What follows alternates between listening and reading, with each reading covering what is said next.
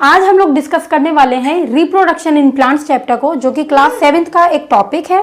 बहुत ही interesting topic है और मैं पूरी कोशिश करूंगी कि आप लोगों को इंटरेस्टिंग वे में समझाऊं। तो हम लोग स्टार्ट करते हैं सबसे पहले रिप्रोडक्शन से कि ये रिप्रोडक्शन वर्ड का मीनिंग क्या है। देखिए, किसी भी वर्ड की मीनिंग पता करने के लिए सबसे पहले उस टर्म को आप 2 पार्ट्स में या 3 पार्ट्स में, जितने भी पॉसिबल पार्ट्स हो सकते हैं उतने में डिवाइड कीजिए। यहाँ पे रिप्रोडक्शन को मैं 2 पार्ट्स में डिवाइड कर सकती हूँ, री एंड प्रोडक्शन। री का मीनिंग है अगेन एंड अगेन। प्रोडक्शन का मतलब है टू प्रोड्यूस समथिंग, है ना, मतलब कोई नई चीज़ प्रोड्यूस करना, नई चीज़ बनाना।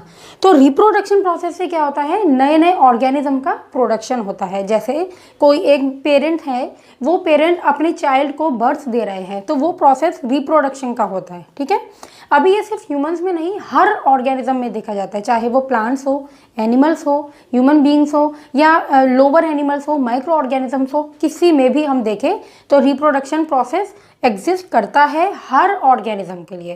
ठीक है, तभी वो अपनी प्रोजेनी को, अपनी जनरेशन को आगे बढ़ाता है। ठीक है, तो अब इसमें जो मोड्स ऑफ रिप्रोडक्शन है, मतलब रिप्रोडक्शन करने के कौन से तरीके हैं, 2 मोड्स होते हैं। एक है एसेक्सुअल, दिस वन, और दूसरा है सेक्सुअल। एसेक्सुअल में भी हम लोग पढ़ने वाले हैं वेजिटेटिव। सबसे पहले आपको थोड़ा सा मैं ब्रीफ कर देती हूँ। एसेक्सुअल रिप्रोडक्शन मतलब उस टाइप का रिप्रोडक्शन जिसमें कोई भी सेक्स ऑर्गन्स का इन्वॉल्वमेंट ना हो, जिसमें 2 पेरेंट्स का इन्वॉल्वमेंट ना हो, जिसमें कोई सीड का फॉर्मेशन ना हो। ठीक है, वेयर एज सेक्सुअल रिप्रोडक्शन में क्या होता है, 2 पेरेंट्स की रिक्वायरमेंट होती है, एक मेल और एक फीमेल, उसके बाद रिप्रोडक्शन होता है। ठीक है, तो हम लोग एसेक्सुअल में पढ़ेंगे वेजिटेटिव। वेजिटेटिव प्रोपगेशन भी बोलते हैं इसको। प्रोपगेट करना मतलब ग्रोथ करना। ठीक है, वेजिटेटिव प्रोपगेशन में क्या होता है, किसी भी प्लांट में जो वेजिटेटिव पार्ट्स होते हैं उसके थ्रू रिप्रोडक्शन होता है। अब आप सोचेंगे कि वेजिटेटिव पार्ट्स क्या होते हैं, तो मैं अभी आपको समझाती हूँ। तो अब हम लोग देखेंगे कि एसेक्सुअल रिप्रोडक्शन कैसा होता है, उसमें क्या क्या मेथड्स होते हैं। ठीक है, ऐसा जैसे मैंने अभी आपको बताया है, एसेक्सुअल रिप्रोडक्शन में सिर्फ एक पेरेंट का इन्वॉल्वमेंट होता है, चाहे वो मेल हो या फीमेल हो, कोई भी एक पेरेंट उसमें इन्वॉल्व होगा। उसमें कोई भी सीड्स का फॉर्मेशन नहीं होगा। देखिए, सीड्स हमेशा उस रिप्रोडक्शन में आता है जहाँ पर फ्लावर्स का यूज़ होता है, मीन्स फूल का यूज़ होता है। ठीक है, और फ्लावर एक रिप्रोडक्टिव पार्ट है, किसी भी प्लांट का फ्लावर एक रिप्रोडक्टिव पार्ट है, इसीलिए वो एसेक्सुअल में ना हो के वो सेक्सुअल वाले में हम लोग पढ़ेंगे। फिर उसमें कोई भी एसेक्सुअल में कोई भी सेक्स ऑर्गन्स का इन्वॉल्वमेंट नहीं होता है। ठीक है, उसके बाद इसमें कोई नए कैरेक्टर्स नहीं इन्वॉल्व होते, क्योंकि आपको पता है एक ये पेरेंट है, इसी पेरेंट से एक नया ऑफस्प्रिंग जनरेट हो रहा है। ऑफस्प्रिंग मतलब जो भी चाइल्ड है, ठीक है, उसी को हम टेक्निकली बोलते हैं ऑफस्प्रिंग। तो एक पेरेंट से ऑफस्प्रिंग आ रहा है तो सेम वही वाले कैरेक्टर्स उसमें ट्रांसफर होंगे, इसीलिए कोई भी नया कैरेक्टर हम नहीं देखते हैं। उसके बाद ये जो रिप्रोडक्शन होता है, बहुत कम टाइम में बहुत ज़्यादा नंबर ऑफ ऑफस्प्रिंग प्रोड्यूस होते हैं, मतलब कम से कम टाइम में ज़्यादा से ज़्यादा नंबर ऑफ बच्चे पैदा होना, राइट। तो इसमें ये एसेक्सुअल का ये वाला मेथड होता है। इसमें एसेक्सुअल में हम पढ़ते हैं वेजिटेटिव पार्ट्स। वेजिटेटिव पार्ट्स कौन से होते हैं प्लांट के, रूट्स, स्टेम्स और लीव्स। ठीक है, बहुत बच्चे इसमें फ्लावर्स भी लिखते हैं, लेकिन फ्लावर बिल्कुल गलत है। फ्लावर सेक्सुअल पार्ट होता है, एसेक्सुअल पार्ट नहीं होता है, इसलिए वेजिटेटिव पार्ट्स में हम स्टेम, रूट और लीव्स ही पढ़ते हैं। ठीक है, अब ये इन तीनों में किस तरीके से रिप्रोडक्शन होगा वो भी मैं आपको अभी समझा। अगर आप कटिंग में देखें तो आप देखिए, कभी कभी कुछ प्लांट्स में, फॉर एग्जाम्पल चंपा, मनी प्लांट, इन सब में आप क्या देखते हैं, थोड़ा सा स्टेम होगा और उसके बाद लीफ होगी। अब इतने से पोर्शन को अगर आपने सॉइल में लगा दिया है, मीन्स यहाँ पे मिट्टी में आपने इसको रख दिया और अच्छे से डेली आप पानी करेंगे तो क्या होगा, इसमें धीरे धीरे रूट्स का फॉर्मेशन होगा। यहाँ से धीरे धीरे इसमें से रूट्स फॉर्म होने लग जाएगी और आप धीरे धीरे देखेंगे कि ये अपना बिल्कुल नॉर्मल पेस में ग्रो करना स्टार्ट करेगा। तो इस प्रोसेस में जिसमें एक स्टेम यूज़ हो रहा है कंप्लीट ऑर्गेनिज्म बनने के लिए, उसी प्रोसेस को हम क्या कहेंगे, कटिंग कहेंगे। ठीक है, और ये नॉर्मली किस में देखा जाता है, मनी प्लांट में देखते हैं आप, सिर्फ लीफ लेते हैं और उसका छोटा सा स्टेम लेते हैं, उसी स्टेम को लगा सकते हैं। रोज़ देख सकते हैं, रोज़ में एक ग्राफ्टिंग मेथड होता है, मतलब एक रोज़ हमने ये ले लिया, दूसरा रोज़ का हमने स्टेम ऐसे ले लिया। दोनों अगर अलग अलग कलर के फूल प्रोड्यूस करते हैं, फ्लावर्स प्रोड्यूस करते हैं, तो हम क्या करते हैं, इसका और इसका इसका ये वाला पार्ट ले लेते हैं और इसका ये वाला पार्ट ले लेते हैं, दोनों को मिक्स कर देते हैं, मीन्स सेट कर देते हैं। और उसके बाद जो नया प्लांट प्रोड्यूस होगा, उससे जो नए फ्लावर्स प्रोड्यूस होंगे, उसमें मिक्सचर कलर होगा इसका और इसका। अब इसको आप सेक्सुअल रिप्रोडक्शन से मत सोचिएगा कि इसमें 2 पेरेंट्स इन्वॉल्व है, नहीं है, ये एसेक्सुअल ही, सिर्फ और सिर्फ इसमें स्टेम यूज़ हो रहा है। लेकिन इसमें मैंने क्या किया है, इसमें दोनों को ही, दोनों जो ये पेरेंट्स हैं, एक ही नॉर्मल प्लांट है, लेकिन दोनों के अलग अलग कलर्स हम प्रोवाइड करवाने के लिए हमने दोनों का थोड़ा थोड़ा पार्ट ले लिया है। लेकिन इसमें कोई भी सेक्स ऑर्गन्स या दोनों मेल एंड फीमेल पार्ट्स हम इन्वॉल्व नहीं करवा रहे हैं, ठीक है। नेक्स्ट आता है रूट्स। तो रूट्स में आपका बेस्ट एग्जांपल है पोटैटो। आप अगर देखेंगे पोटैटो में छोटे छोटे स्टेम लाइक स्ट्रक्चर होते हैं, सॉरी आईज लाइक स्ट्रक्चर होते हैं, राइट। वो छोटे छोटे जो आईज होते हैं, अगर आप उसको बहुत सारे पार्ट्स में डिवाइड करें इस पोटैटो को, और हर पार्ट को आप सॉइल में रख दें और थोड़ा थोड़ा पानी करते रहें, धीरे धीरे आप देखेंगे कि यहाँ पे पोटैटो तो यहाँ पर था मिट्टी के अंदर, धीरे धीरे आप देखेंगे यहाँ से स्ट्रक्चर्स शो होंगे जो कि इसका शूट सिस्टम होगा। और इसी प्रोसेस के थ्रू पोटैटो में या टर्मरिक में एक नया प्लांट ग्रो कर सकता है, ठीक है। नेक्स्ट है हमारा लीव्स का। तो इसमें बहुत ही ज़्यादा फेमस एक लीफ है जिसको हम कहते हैं ब्रायोफाइलम। ये जो ब्रायोफाइलम का लीफ होता है, इसका अगर आप स्ट्रक्चर देखेंगे तो कुछ इस टाइप का स्ट्रक्चर होता है और इसके मार्जिन्स पर छोटे छोटे ऐसे रूट लाइक स्ट्रक्चर्स होते हैं, ठीक है। अब अगर ये रूट लाइक स्ट्रक्चर्स लीफ से कहीं गिर जाते हैं या लीफ के ऊपर ही रहते हैं तो भी एक ये नया प्लांट प्रोड्यूस करने में केपेबल है, ठीक है। तो इसी तरीके से हम देखते हैं कि लीफ से भी किस तरीके से नया प्लांट एक ग्रो किया जा सकता है, ठीक है। तो अभी हम लोगों ने एसेक्सुअल रिप्रोडक्शन में वेजिटेटिव पार्ट्स से देखा था कि कौन से वेजिटेटिव पार्ट्स होते हैं, उनसे रिप्रोडक्शन कैसे होता है। अब हम लोग देखेंगे वेजिटेटिव पार्ट्स को छोड़ के भी कुछ अलग तरीके भी होते हैं एसेक्सुअल रिप्रोडक्शन में। फर्स्ट है इसमें बडिंग, ठीक है। बडिंग में आपने हाइड्रा का नाम ज़रूर सुना होगा, ठीक है। हाइड्रा का जो स्ट्रक्चर होता है वो कुछ इस टाइप का होता है, ठीक है। अभी आप देखिए ये जो छोटा वाला पार्ट है ये धीरे धीरे ग्रो करता रहेगा, ठीक है। और एक टाइम ऐसा आएगा कि ये पार्ट है क्या, ये एक्चुअली एक बड है, ठीक है।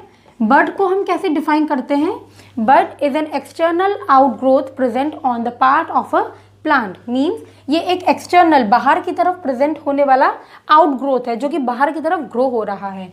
ये वाला जो बड है अगर ये यहाँ से डिटैच हो जाए और नीचे गिर जाए तो वो फिर भी केपेबल है एक नया प्लांट प्रोड्यूस करने के।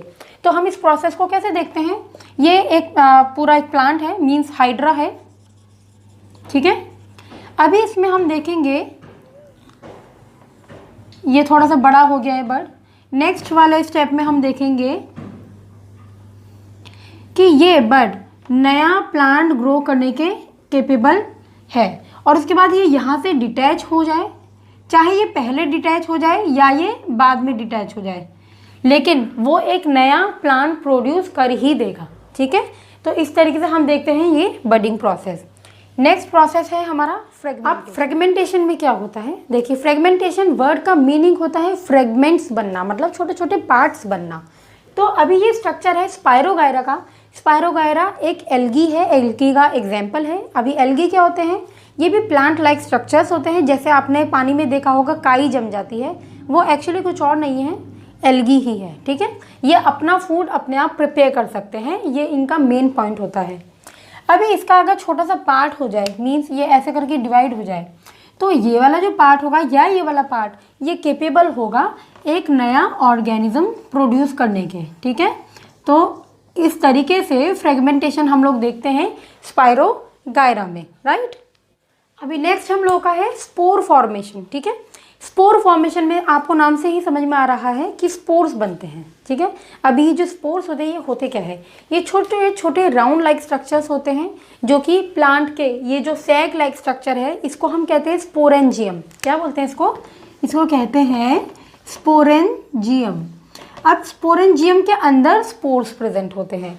ये जो बाहर आपको कोटिंग दिखाई दे रही है ये कवरिंग बहुत ही हार्ड होती है जो कि बहुत ज़्यादा अनफेवरेबल कंडीशंस को विथस्टैंड या टॉलरेट कर पाए, ठीक है। अभी ये जो स्ट्रक्चर जब बहुत ज़्यादा भर जाता है तो ये अपने आप ही यहाँ से फट जाता है और इसके अंदर से स्पोर्स बाहर ऐसे करके निकल आते हैं। अब ये स्पोर्स जहाँ जहाँ पर भी जाएंगे, जहाँ पे भी सॉइल में गिरेंगे, वो एक नया प्लांट प्रोड्यूस कर सकते हैं। तो इसको बेस्ट देखा जाता है फंगस में, मॉस में और फर्न्स में, ठीक है। तो अभी हम लोग ये भी देखेंगे, ये जो स्पोर्स होते हैं ये बहुत टाइम तक एक्टिवेटेड फॉर्म में रहते हैं, मतलब ये बहुत लंबे टाइम तक सर्वाइव कर सकते हैं, जिससे कि अनफेवरेबल कंडीशंस को वो झेल सके। अनफेवरेबल कंडीशन कैसी होती है? बहुत ज़्यादा हाई टेम्परेचर हो जाना या बहुत ही ज़्यादा लो टेम्परेचर हो जाना, बहुत ज़्यादा ह्यूमिडिटी हो जाना या बहुत कम ह्यूमिडिटी हो जाना। इस टाइप के कंडीशंस को हम कहते हैं अनफेवरेबल कंडीशन, जिसमें प्लांट्स को ग्रो होने में परेशानी होती है, ठीक है। तो ऐसी कंडीशंस में ये स्पोर्स बहुत इजीली सर्वाइव करते हैं और सर्वाइव करने के बाद जहाँ भी सॉइल में गिरते हैं ये एक नया प्लांट प्रोड्यूस करने के लिए कैपेबल होते हैं। ये हम लोगों ने टॉपिक देखा एसेक्सुअल रिप्रोडक्शन का। अब हम इसमें फटाफट से एडवांटेजेस एंड डिसएडवांटेजेस देख लेते हैं। एडवांटेजेस में हम देखते हैं कि बहुत ही कम टाइम में बहुत ज़्यादा नंबर ऑफ ऑर्गेनिजम्स एसेक्सुअल से प्रोड्यूस हो सकते हैं, मतलब कम टाइम लगा और ज़्यादा प्रोडक्शन हो रहा है। तो ये दोनों क्या होते हैं? एडवांटेजेस में आ जाते हैं। डिसएडवांटेज क्या होता है? कोई भी नया कैरेक्टर हम नहीं देखते हैं, क्योंकि सिर्फ एक ही पेरेंट इन्वॉल्व होता है, उसी एक पेरेंट से एक नया ऑर्गेनिज्म बन रहा है, इसलिए हम कोई भी नया कैरेक्टर्स नहीं देखते हैं इसमें। तो ये इसका डिसएडवांटेज होता है। अब तक हम लोगों ने एसेक्सुअल रिप्रोडक्शन और वेजिटेटिव प्रोपगेशन के बारे में पढ़ा है। अब हम लोग फटाफट से देख लेते हैं कि सेक्सुअल रिप्रोडक्शन कैसा होता है और वो एसेक्सुअल से किस तरीके से डिफरेंट। सेक्सुअल से ही पता चल रहा है, उसमें रिप्रोडक्टिव ऑर्गन्स की रिक्वायरमेंट होती है, 2 सेक्स ऑर्गन्स की रिक्वायरमेंट होती है। तो ये सारे टॉपिक्स हम लोग अब यहाँ पे पढ़ने वाले हैं। सबसे पहले पार्ट्स ऑफ अ फ्लावर, एक फ्लावर में मैं आपको समझाऊंगी क्या क्या पार्ट्स होते हैं, ठीक है। उसके बाद हम लोग देखेंगे जो रिप्रोडक्टिव पार्ट्स होते हैं उसको डिटेल में समझेंगे, ठीक है। Pollination, fertilisation, seed formation and seed dispersal, इसके बारे में भी हम लोग पढ़ेंगे। सबसे पहले थोड़ा सा हम फ्लावर के बारे में पढ़ लेते हैं। फ्लावर में क्या क्या पार्ट्स होते हैं? देखिए, फ्लावर के जो पार्ट्स होते हैं उसको हम होल्स कहते हैं, ठीक है, WHORLS। 4 टाइप के पार्ट्स हैं हमारे फ्लावर में, ठीक है, जिसको हम कहते हैं petals, sepals, स्टेमन and pistil. Pistil को ही कार्पल के नाम से भी जाना जाता है, ठीक है। तो अगर किसी फ्लावर में चारों के चारों पार्ट्स प्रेजेंट होते हैं तो उसको हम कंप्लीट फ्लावर कहते हैं। कैसे कहते हैं? हम उसको कंप्लीट फ्लावर कहते हैं, जिसमें 4 पार्ट्स प्रेजेंट होते हैं। किसी भी प्लांट में, किसी भी फ्लावर में अगर एक भी पार्ट एब्सेंट है तो उसको हम इनकम्प्लीट नाम से जानते हैं। तो अभी इन चारों पार्ट्स को हम लोग इस फ्लावर में देख लेते हैं। सबसे पहला है पेटल्स। ये रेड वाला जो पार्ट है, ठीक है, जो कि किसी भी इंसेक्ट को अट्रैक्ट करने के काम में आता है, उसको हम कहते हैं पेटल्स। आप लोगों ने देखा होगा फ्लावर में अलग अलग कलर्स होते हैं, कभी ब्राउन, कभी येलो, ऑरेंज। वो जो कलर देख के हम बोलते हैं कि ये फ्लावर इस कलर का है, वो एक्चुअली उसका पेटल्स होता है, राइट। पेटल्स के नीचे ये ग्रीन ग्रीन छोटे छोटे लीफ होते हैं। ये क्या करते हैं? जब ये बड फॉर्म में होता है फ्लावर, उसको प्रोटेक्ट करता है, ठीक है। तो ये प्रोटेक्शन का काम करता है। अभी मैं इसमें मार्क कर देती हूँ। ये है हमारा पेटल्स, ये हो गए हमारे सेपल्स।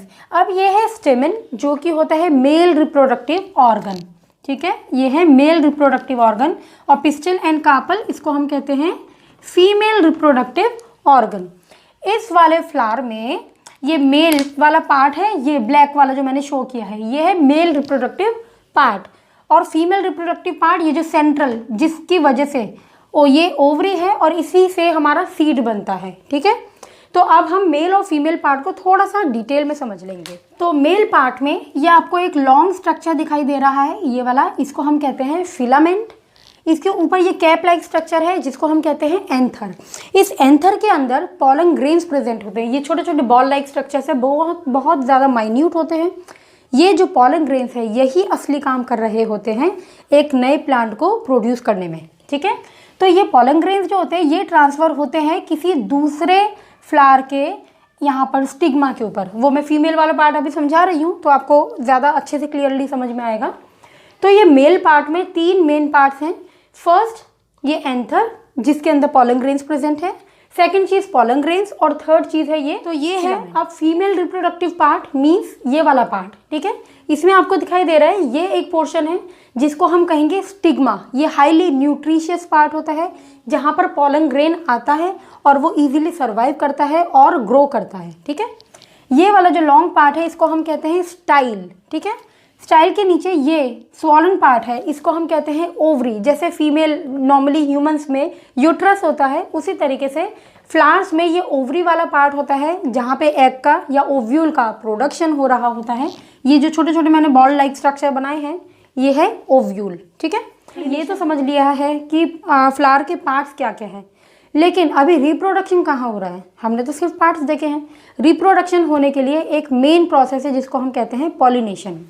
उसमें क्या होता है, ये जो मेल वाले पार्ट में जो पॉलन ग्रेन्स हैं ये उड़ के चले जाते हैं स्टिग्मा के ऊपर और ये वहीं पर ही ग्रो करना स्टार्ट कर देते हैं, ठीक है। पॉलन ग्रेन जैसे ही ग्रो करता है तो धीरे धीरे उसमें एक ट्यूब लाइक स्ट्रक्चर फॉर्म होती है इस टाइप की, और वो ट्यूब कहाँ जाती है, यहाँ पे स्टाइल के अंदर जाना स्टार्ट करती है। तो मैंने आपको समझाया पॉलन ग्रेन यहाँ पर आके ग्रो करता है, धीरे धीरे उसमें से पॉलन ट्यूब निकलनी स्टार्ट होती है। पॉलन ट्यूब की हेल्प से पॉलन ग्रेन का जो न्यूक्लियस होता है वो ओव्यूल के साथ आके फ्यूज कर जाता है। फ्यूज करने के बाद वो एक स्ट्रक्चर बनाता है, वो हम लोग यहाँ पे समझेंगे। अभी उसको समझने से पहले हम थोड़ा सा पॉलिनेशन के बारे में और समझ लेते हैं। पॉलिनेशन को मैंने आपको समझाया कि pollination is the transfer of pollen grains from anther to the stigma. Anther male part में होता है और स्टिग्मा होता है फीमेल पार्ट में, राइट।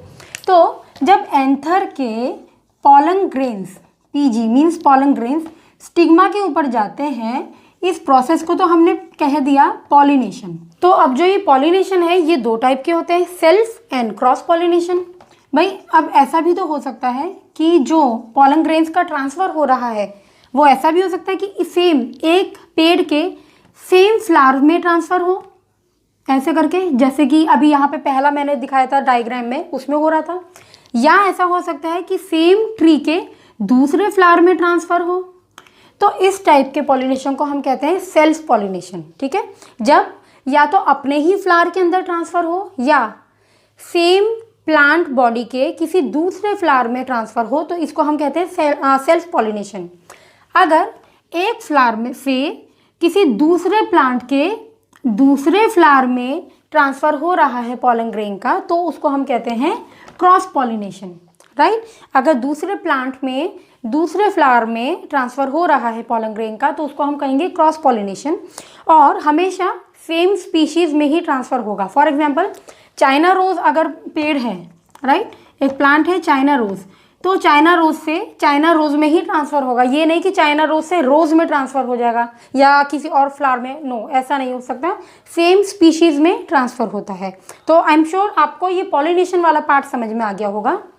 अब हम लोग आगे बढ़ते हैं और देखते हैं यहाँ पर जो फ्यूजन हो रहा है उसके बाद क्या होगा। पॉलन ग्रेन का जो न्यूक्लियस होता है, एग होता है, ये दोनों फ्यूज कर जाते हैं और एक स्ट्रक्चर बनता है जिसको हम कहते हैं जाइगोट, राइट। इसको हम कहते हैं जाइगोट। और ये जो प्रोसेस होता है, the fusion of male and female gamete is known as fertilisation. इसको हम कहते हैं फर्टिलाइजेशन, ठीक है। अभी जो ये जाइगोट बन गया, इसमें बहुत सारे डिवीजन होंगे, बहुत सारे अलग अलग सेल्स बनेंगे। उसके बाद जब ये स्ट्रक्चर होगा इसी को हम सीड बोलेंगे। मतलब कि ये वाला जो ओवरी वाला पार्ट है ये बहुत अच्छे से मेच्योर हो जाएगा और बाकी के जो पार्ट्स हैं वो सब झड़ जाएंगे, ठीक है। जो लीव्स हैं, सॉरी नॉट लीव्स, जो पेटल्स है, सेपल्स है, ये सब झड़ जाएंगे और जो ये ओवरी वाला पार्ट है ये अच्छे से मेच्योर हो जाएगा और ये बन जाएगा एक सीड, एक फ्रूट बन जाएगा। और फ्रूट के अंदर होता है सीड और वही सीड उसके बाद अलग अलग जगह डिस्पर्स होता है, जिसको हम पढ़ने वाले हैं सीड डिस्पर्जल में, राइट। जब ये सीड बन गया, ठीक है, फॉर एग्जांपल यहाँ पे अब मैंने ये सीड लिख दिया है, ये सीड बन गया है। अब ये सीड जहाँ पे भी गिरेगा तो ही एक नया प्लांट बन जाएगा। आपको पता ही है कि सीड अगर हम मिट्टी में, सॉइल में सीड को रख दे, उसको सो कर दे, थोड़ा पानी दे दे, थोड़ा कंडीशंस अच्छी रख दे, तो क्या होगा, उसमें से ही एक शूट सिस्टम ग्रो करता है और वहीं से एक रूट सिस्टम ग्रो कर जाता है, ठीक है।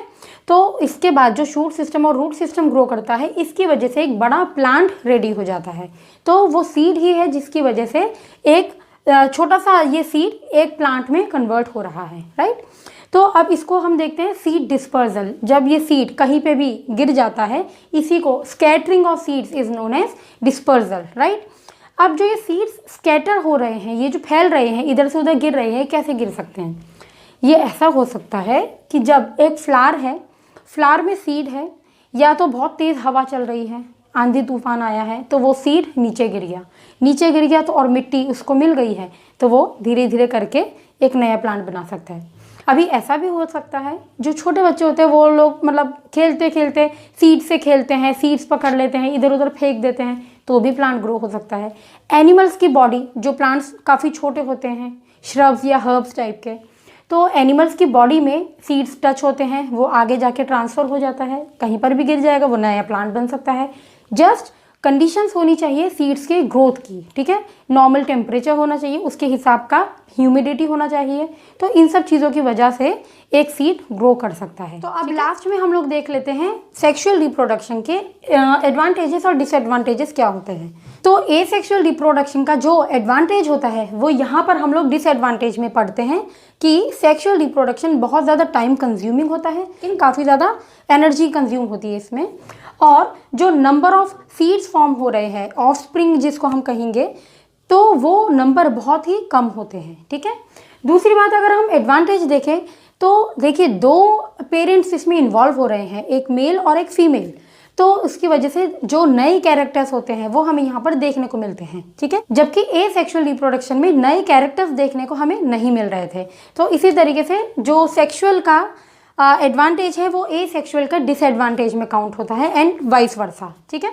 तो इसी के साथ हम लोग ये एसेक्सुअल एंड सेक्सुअल रिप्रोडक्शन पूरा हम लोगों ने कवर कर लिया है। अगर आप लोगों को ये वीडियो यूजफुल लगती है, हेल्पफुल लगती है, तो प्लीज़ शेयर कीजिए अपने फ्रेंड्स के साथ, और please do not forget to write in the comment section. अगर आपको डाउट है तो आप प्लीज़ पूछिए। अगर आपको चाहिए कि मैं इसके PDF नोट्स प्रोवाइड करवाऊँ तो please write down in the comment section. आती हूँ मैं नई वीडियो में किसी और टॉपिक के साथ। तब तक bye bye, take care and thanks for watching, and do not forget to like, share and subscribe.